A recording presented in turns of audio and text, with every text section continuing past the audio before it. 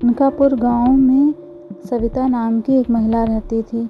उसके पति की मृत्यु के बाद उसको अपने 2 बच्चों का पालन पोषण अकेले करना पड़ा। सविता बहुत गरीब थी और उसके 2 लड़के थे।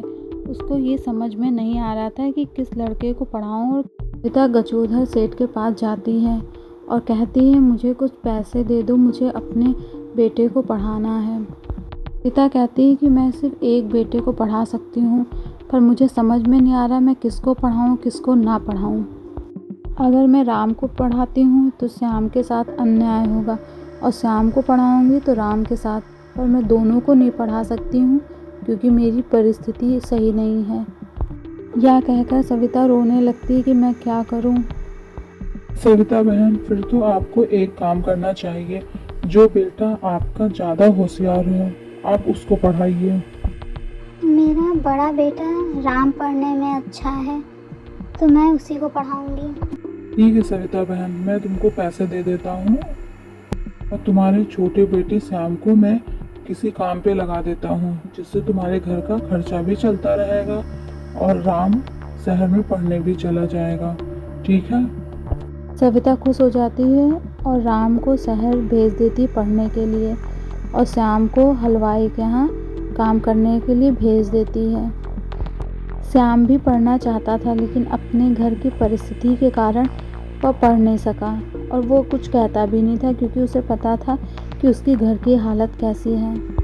धीरे धीरे 3 साल पूरा हो जाता है और राम को अच्छी कंपनी में जॉब मिल जाती है। वह मिठाई लेकर अपने घर आता है। राम अपने माँ से बोलता है, माँ मुझे अच्छी कंपनी में जॉब मिल गई है। सविता भी बहुत खुश हो जाती है कि बेटा ये तो बहुत अच्छा है, इसीलिए मैंने पढ़ाया था। हम भी बहुत खुश हो जाता, भैया अब तो अच्छा हमारे घर की सारी परेशानी दूर हो जाएगी, अब हम लोग भी अच्छे से रहेंगे। हाँ श्याम, सब अच्छा हो जाएगा, अब हम लोग अच्छे से रहेंगे और मैं कुछ दिनों में तुम लोगों को भी शहर लेके जाऊंगा। अभी मुझे जल्दी ही जाना पड़ेगा ज्वाइन करने के लिए। उसी समय में राम का प्रमोशन हो जाता है और वह अपने माँ और भाई को शहर लेके जाता है रहने के लिए। माँ, मेरे बॉस घर आना चाहते हैं आप लोगों से मिलने के लिए, पर आपकी तो तबीयत खराब रहती है, खाना कौन बनाएगा? बेटा तुम परेशान ना हो, जब तुम बाहर पढ़ाई कर रहे थे तो श्याम यहाँ पर हलवाई के यहाँ काम करता था। लेकिन माँ, श्याम कैसे बनाएगा? उसको कैसे पता होगा कि उनको क्या पसंद है? ये आप परेशान ना होइए, मैं सब संभाल लूँगा। देखिएगा आपके बॉस यहाँ से खुश होकर ही जाएंगे। तीनों बहुत खुश हो जाते हैं। फिर सविता, राम और श्याम मिलकर बात करने लगते हैं कि क्या बनेगा अब। भैया आप बता दीजिए कि आपके बॉस कब आएंगे, मैं बना के रखूँगा। आप किसी भी प्रकार की चिंता ना करें, मैं सब अच्छे से संभाल लूँगा। फिर अगले दिन सुबह श्याम खाना बनाने में लग जाता है। श्याम के बॉस भी आ जाते हैं। रामू कहता मैं खोल दूँ, तो श्याम कहता नहीं मैं खोल लूँगा, तुम यहाँ से जाओ। राम अपने छोटे भाई से कहता है कि तुम अच्छे कपड़े नहीं पहने हो इसलिए तुम अंदर ही रहना, तुम बाहर नहीं आना। इससे श्याम बहुत परेशान हो जाता है और वो यहाँ आकर टेबल पर सब सामान सही से रखने लगता है। तभी उस राम के बॉस भी आ जाते हैं। अरे राम, कैसे हो तुम? तुम्हारी माताजी कहाँ है? बुलाओ तो। मैं तुम्हारी माताजी और तुम्हारे छोटे भाई से मिलना चाहता हूँ। माँ, माँ कहाँ हो? यहाँ तो आओ। सर आप मेरे घर आए, बहुत अच्छा लगा। आपका बेटा इतना अच्छा है तो मुझे आना ही पड़ा। इधर श्याम सारा खाना बनाकर टेबल पर अच्छे से लगा देता है, जिसको देखकर बॉस बहुत खुश हो जाते हैं कि ये टेबल पर कितने अच्छे से सब कुछ प्लेट स्पून सब अच्छे से रखा है। पर खाना तो खाइए।